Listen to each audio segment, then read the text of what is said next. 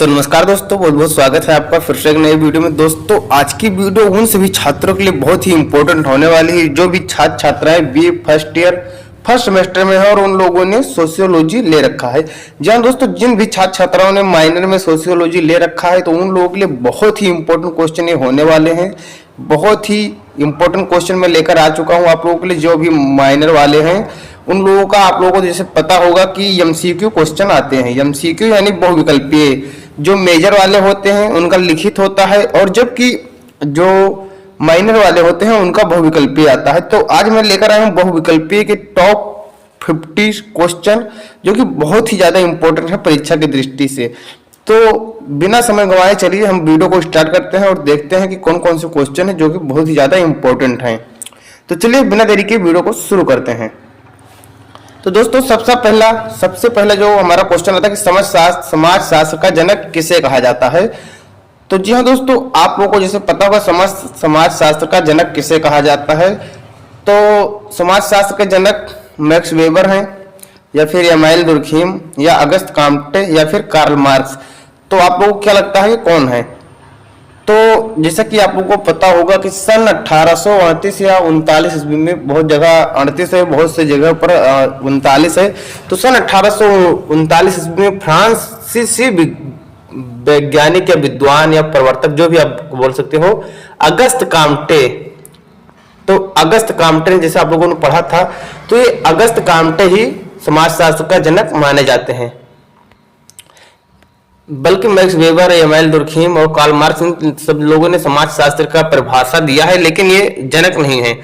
अब फिर हमारा क्वेश्चन आता है कि संस्कृति का मुख्य तत्व क्या है, यानी संस्कृति का मुख्य तत्व क्या है, जैसे कि भाषा है, जनसंख्या है, या फिर परंपरा है, या फिर समाज है। तो आप लोगों के अनुसार क्या होना चाहिए क्वेश्चन, आप लोग बता सकते हैं उत्तर की क्या होना चाहिए, आप लोग को क्या लगता है। और हमारे हिसाब से तो संस्कृति जो होती है वो भाषा के आधार पर होती है।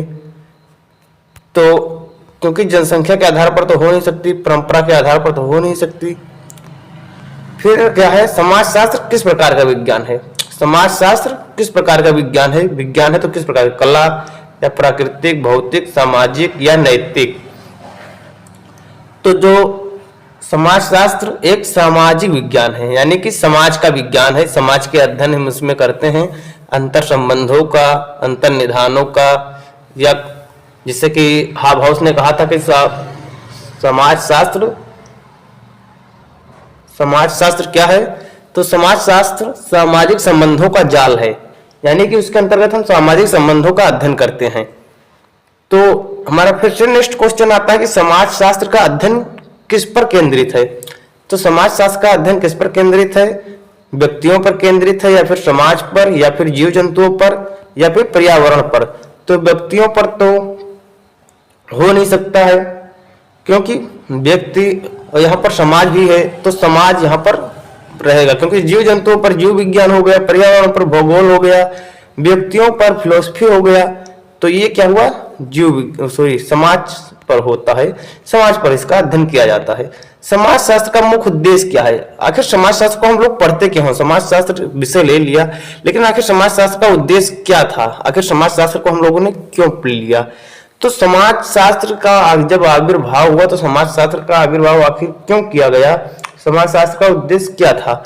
कि सामाजिक समस्याओं का समाधान करना था, या सामाजिक नियमों का अध्ययन, सामाजिक संरचना का विश्लेषण, या उपरोक्त सभी? तो आप लोग फटाफट आंसर बताइए कि भैया क्या था।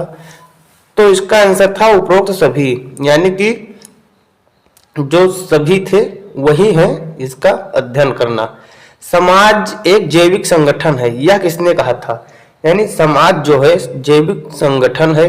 बहुत ही इंपॉर्टेंट क्वेश्चन ये भी है। छठा क्वेश्चन आप लोग को अच्छे से सब तैयार रखना है। हो सके तो आप लोग क्वेश्चन और आंसर उसका नोट कर लीजिए, एक वन लाइनर वाला आंसर बना लीजिए कि समाजशास्त्र एक जैविक संगठन है, इसको किसने कहा था? तो हर्बर्ट स्पेंसर ने कहा था इसको। ये बात याद रखना है, बहुत ही अच्छा क्वेश्चन है और बहुत ही प्यारा क्वेश्चन है ये। समाजशास्त्र और मनोविज्ञान के बीच मुख्य अंतर क्या है?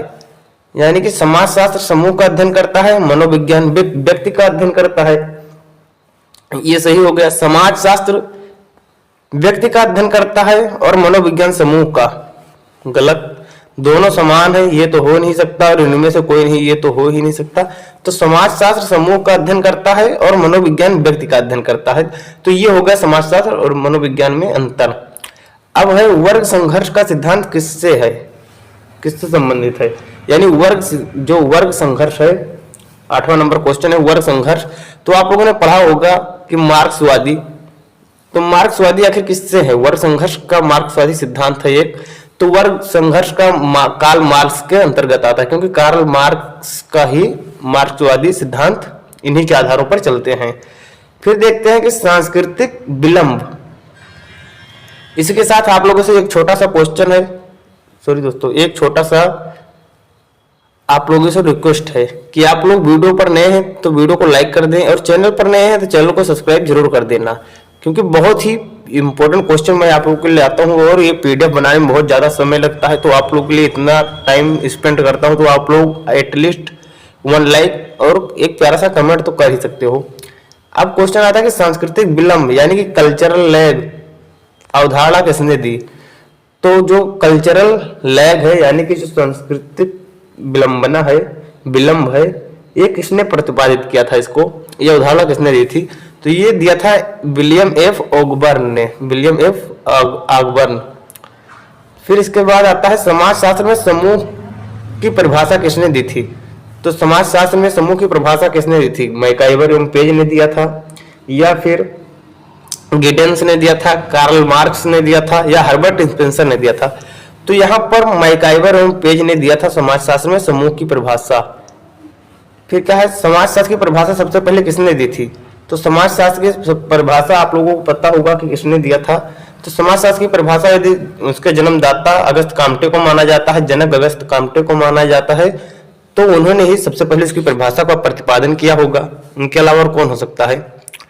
फिर क्वेश्चन आता है संयुक्त परिवार की विशेषता क्या है। तो दोस्तों बहुत ही अच्छा मतलब क्वेश्चन यहाँ ये पर भी बनता है कि संयुक्त परिवार, यहाँ पर संयुक्त परिवार क्या होता है, स्वतंत्रता होता है, स्वतंत्र होता है, या फिर आत्मनिर्भरता होता है, या समन्वय और सहयोग होता है, या फिर व्यक्तिगत आधार होता है। तो यहाँ पर क्या होता है, समन्वय और सहयोग, यानी कि समन्वय और इसमें सहयोग होता है संयुक्त परिवार में। क्योंकि जब संयुक्त परिवार होते हैं, मामा मामी, चाचा चाची, दादा दादी, बुआ फूफा सब लोग साथ में रहेंगे, तो सबका सहयोग रहेगा और परिवार अच्छे से चलेगा। अब अच्छे से क्या बताएं, कभी कभी तो जिन लोगों के यहाँ अच्छे चरित्र वाले होते हैं, या फिर बोल लो कि अच्छे स्वभाव वाले होते हैं, उनके यहाँ तो चल जाता है, बल्कि सब जगह नहीं चलता है। फिर क्या है, सामाजिकरण की प्रमुख प्रक्रिया क्या है। सामाजिकरण की प्रक्रिया मुख्य रूप से किससे संबंधित है। तो सामाजिकरण की मुख्य रूप से प्रक्रिया है जो वो किससे संबंधित है। बहुत ही प्यारा क्वेश्चन ये भी है।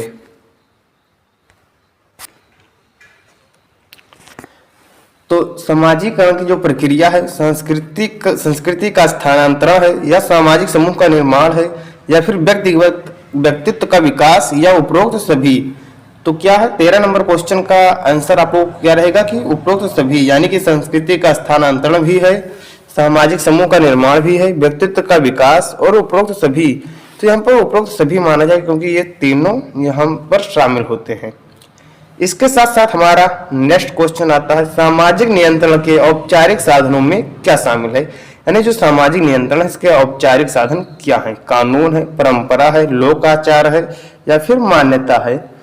तो जो 14 नंबर का क्वेश्चन है कि इसमें कौन सा आंसर सही रहेगा। तो इसमें कानून है, यानी क्वेश्चन क्या है हमारा कि जो सामाजिक नियंत्रण के औपचारिक साधन है उसमें कानून आता है। अब हमारा क्वेश्चन आता है 15 नंबर की एनिमी की अवधारणा किसने दी थी। एनिमी क्या होता है और एनिमी की अवधारणा किसने दी थी। बहुत ही इंपॉर्टेंट क्वेश्चन और बहुत ही प्यारा क्वेश्चन ये भी है।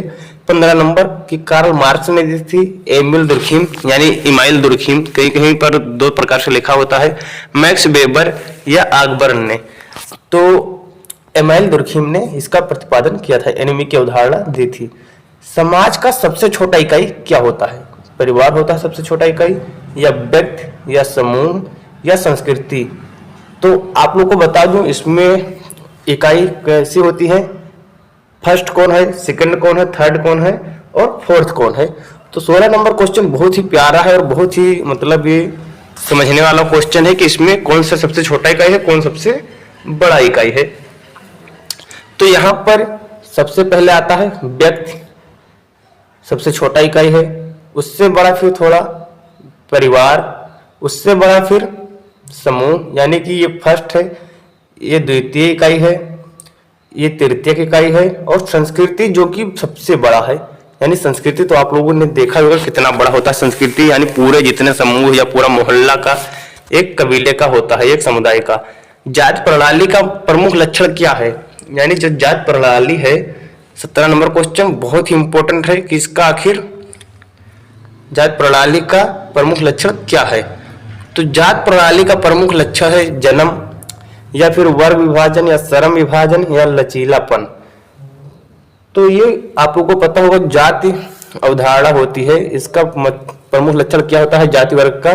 तो ये जन्म पर आधारित होता है, जिस जाति में आपने जन्म लिया उसी जाति को आपको माना जाएगा, चाहे आप कितना भी श्रम करने वाले हो, यानी मेहनत करने वाले हो, कोई भी आपका वर्ग हो, अमीर हो, गरीब हो, ये नहीं मायने रखता है।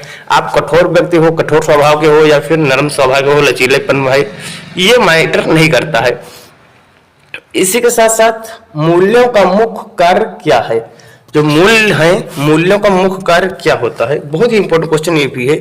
समाज को संगठित करना होता है, या सामाजिक व्यवहार को नियंत्रित करना होता है, नैतिकता का प्रचार करना होता है, या उपरोक्त सभी। तो यहाँ पर मूल्य जो होते हैं, सामाजिक मूल्यों का कार्य मतलब कार्य होता है, इस सब समाज को संगठित करना भी होता है, सामाजिक व्यवहार को नियंत्रित करना भी होता है, और नैतिकता का प्रचार करना, ये तीनों आते हैं इसके अंतर्गत।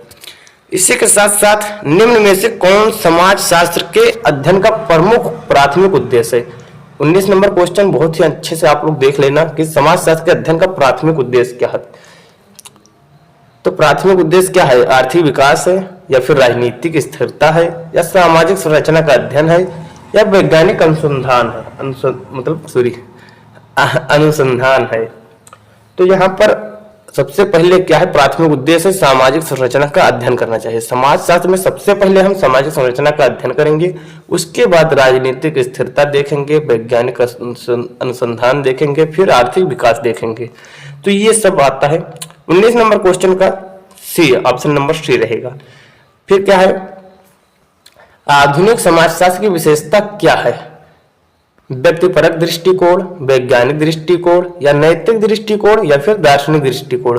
तो आप लोगों के अंतर्गत क्या होना चाहिए, इसके समाजशास्त्र की विशेषता क्या होनी चाहिए, वैज्ञानिक होनी चाहिए, नैतिक होनी चाहिए, या दार्शनिक, या व्यक्तिपरक क्या होनी चाहिए। तो जैसा कि आप लोग को बताया गया होगा कि वैज्ञानिक पद्धति होती है, वैज्ञानिक प्रकृति होती है, कला नहीं होती है, ये विज्ञान है। समाजशास्त्र वास्तव में एक विज्ञान होता है। इसी के साथ साथ हमारा 21 नंबर क्वेश्चन आता है कि समाजशास्त्र का अध्ययन किस प्रकार से किया जाता है, व्यक्तियों के व्यक्तिगत जीवन का, या समाज और समूहों के संबंधों का, प्राकृतिक घटनाओं का, या फिर आर्थिक गतिविधियों का।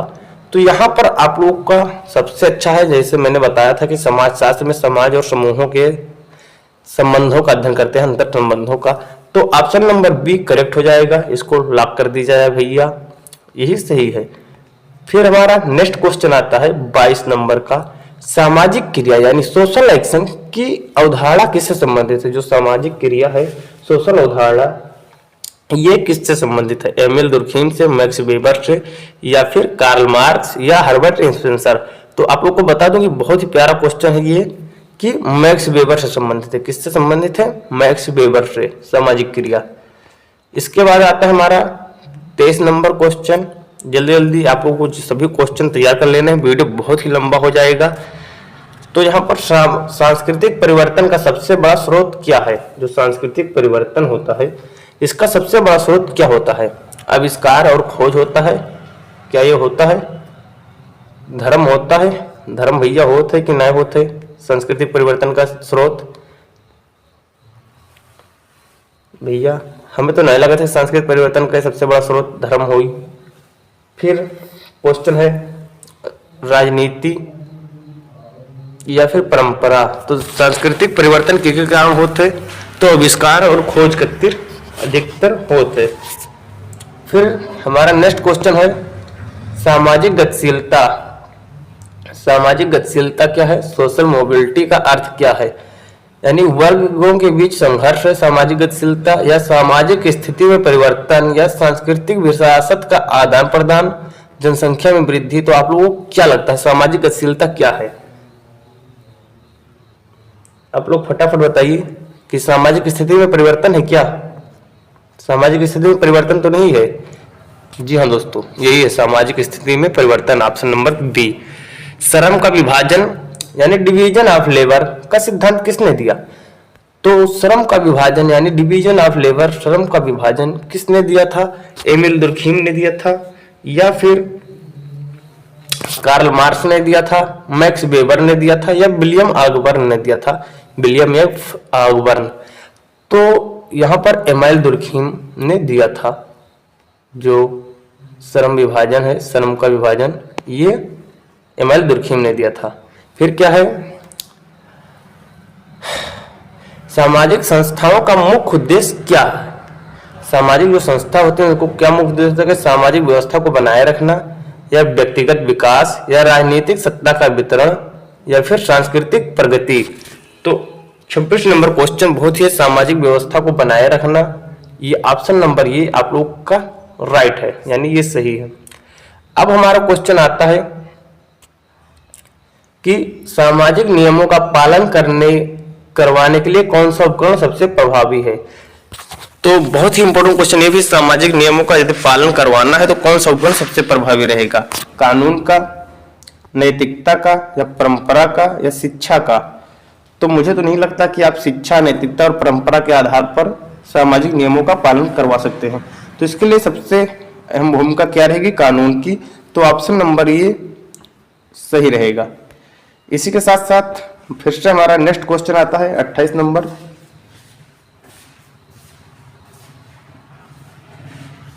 कि सांस्कृतिक विविधता, कल्चर ऑफ डाइवर्सिटी का अर्थ क्या है? यानी कि सांस्कृतिक विविधता क्या होती है? समाज में समान संस्कृति होती है, या विभिन्न सांस्कृतिक तत्वों का सह अस्तित्व होता है, या संस्कृति का अंत होता है, या समाज का विघटन होता है? 28 नंबर। तो सांस्कृतिक विविधता का अर्थ क्या होता है? विभिन्न सांस्कृतिक तत्वों का सह अस्तित्व, यही हुई सांस्कृतिक विविधता। अब हमारा नेक्स्ट क्वेश्चन 29 नंबर का आता है कि सामाजिक परिवर्तन यानी सोशल चेंज का प्रमुख कारण क्या है? तो सामाजिक परिवर्तन यानी सोशल चेंज का प्रमुख कारण है तकनीकी विकास, या राजनीतिक आंदोलन, या धार्मिक सुधार, या प्राकृतिक आपदाएं। तो सामाजिक परिवर्तन का जो मेन कारण होता है, मेन मुद्दा होता है, वो होता है तकनीकी विकास, यानी तकनीकियों में विकास लाना ही समाज का मुख्य ध्येय होता है, यानी मुख्य लक्ष्य होता है। उसी के साथ साथ हमारा फिर से एक बहुत ही इंपॉर्टेंट क्वेश्चन आ रहा है कि प्रतिष्ठा यानी प्रेस्टीज का अर्थ समाजशास्त्र में क्या है? यानी प्रतिष्ठा का अर्थ क्या है? आर्थिक स्थिति है, या फिर सामाजिक सम्मान है, या राजनीतिक शक्ति है, और या फिर शिक्षा का स्तर है?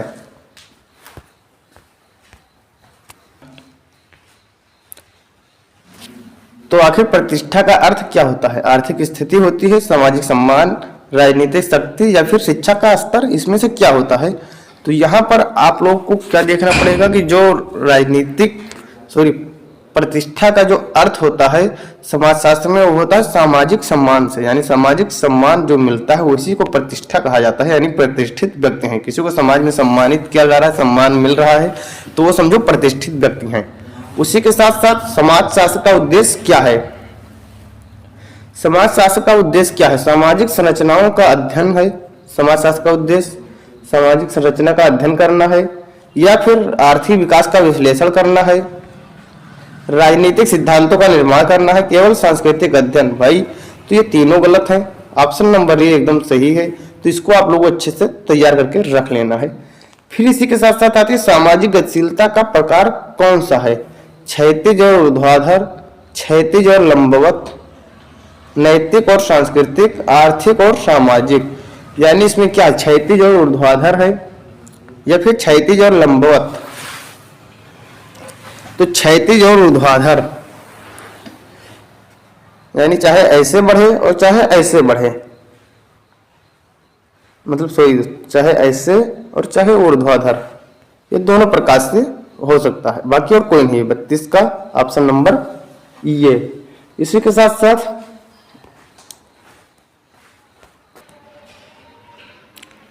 फिर से हमारा नेक्स्ट क्वेश्चन आता है कि जाति व्यवस्था किस समाज का हिस्सा है, यानी भारतीय समाज का, पश्चिमी समाज का, आदिवासी समाज का, या फिर आधुनिक समाज का। तो आधुनिक समाज में जाति व्यवस्था तो अब रह नहीं गई, पश्चिमी समाज में थी ही नहीं, भारतीय समाज में मानी जाती थी, वो भी मानी जाती है। ये बिल्कुल एकदम करेक्ट है, क्योंकि भारतीय समाज में ही फैली हुई है जाति व्यवस्था। इसी के साथ साथ समाजशास्त्र एक विज्ञान है, यह कथन किसने दिया था? समाजशास्त्र एक विज्ञान है, ये किसका मानना है? मैक्स वेबर का, या एमाइल दुर्खीम का, या अगस्त काम्टे का, या फिर हर्बर्ट स्पेंसर का? तो जो समाजशास्त्र एक विज्ञान है किसने कहा था? अगस्त काम्टे ने कहा था। इसी के साथ साथ फिर से नेक्स्ट क्वेश्चन आता है, बहुत ही प्यारा क्वेश्चन है। समूह के मुख्य प्रकार कौन कौन से हैं? बहुत ही इंपॉर्टेंट क्वेश्चन है। तो समूह कितने प्रकार के? तो 2 प्रकार के, प्राथमिक और द्वितीयक। तो ऑप्शन नंबर ये एकदम बिल्कुल सही है। तो ऑप्शन नंबर ये पर आपको टिक कर देना है।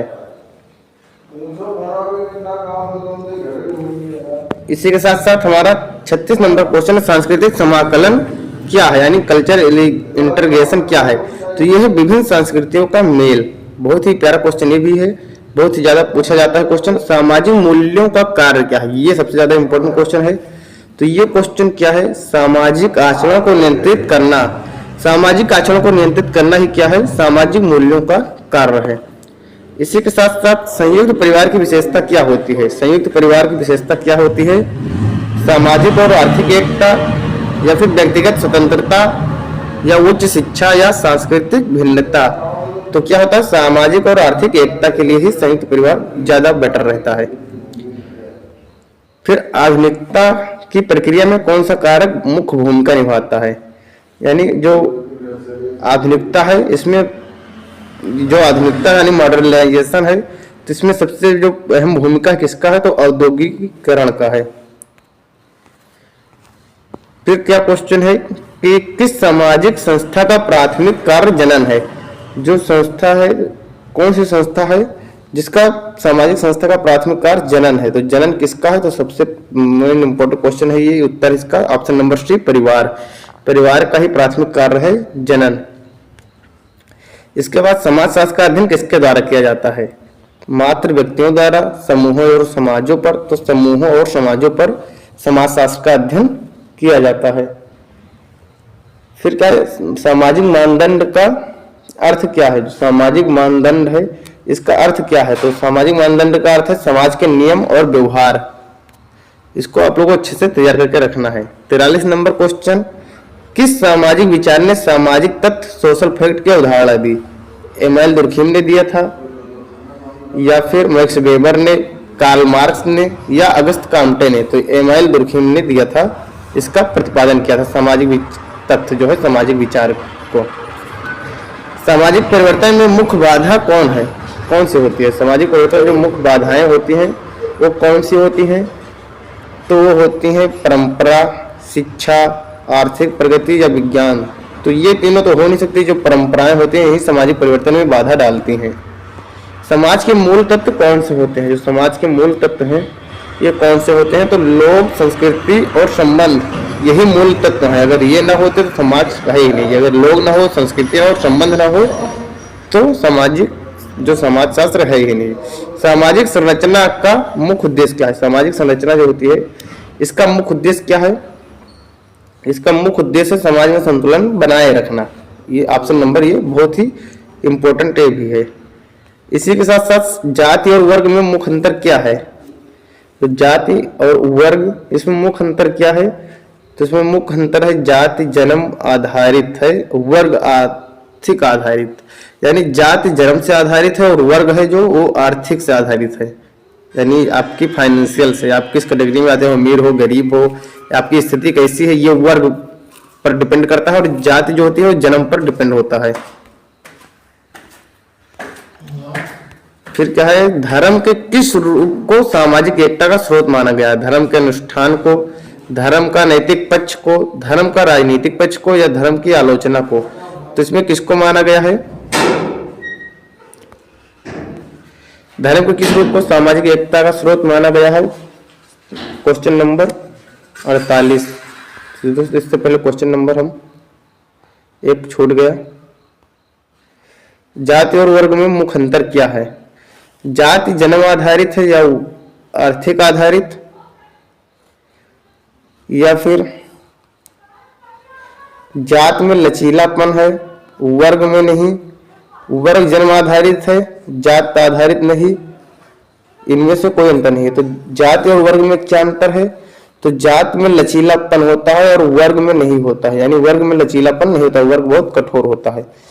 फिर क्या है? धर्म किस रूप के सामाजिक स्रोत माना जाता है? तो किसको माना जाता है? तो धर्म के अनुष्ठान को ही सामाजिक एकता का स्रोत माना गया है धर्म के। फिर हमारा 49 नंबर क्वेश्चन है, कौन सा सामाजिक समूह अस्थायी नहीं होता है? यानी भीड़ अस्थायी नहीं होता है, परिवार या जाति या समुदाय।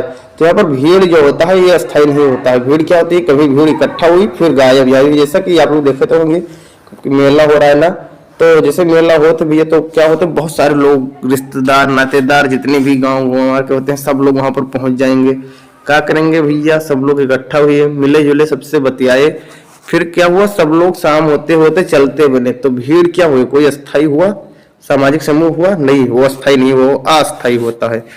फिर क्या है? बहुत ही महत्वपूर्ण क्वेश्चन और लास्ट क्वेश्चन, सामाजिकरण सोशलाइजेशन किसे कहते हैं? तो सामाजिकरण किसे कहते हैं? समाज के नियम और संस्कृति को अपनाना ही सोशलाइजेशन है। या आर्थिक गतिविधियों में भाग लेना, ये नहीं हो सकता। राजनीति में सक्रिय होना, ये तो हो ही नहीं सकता।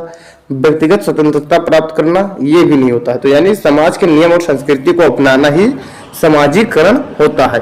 तो ये थे हमारे कुछ इंपॉर्टेंट क्वेश्चन, माइनर वालों के लिए बहुत ही इंपॉर्टेंट थे। तो जो भी छात्र छात्राएं थे उन लोगों को वीडियो अच्छा लगा है तो वीडियो को लाइक कर देना। नए हैं चैनल पर तो चैनल को सब्सक्राइब जरूर कर देना।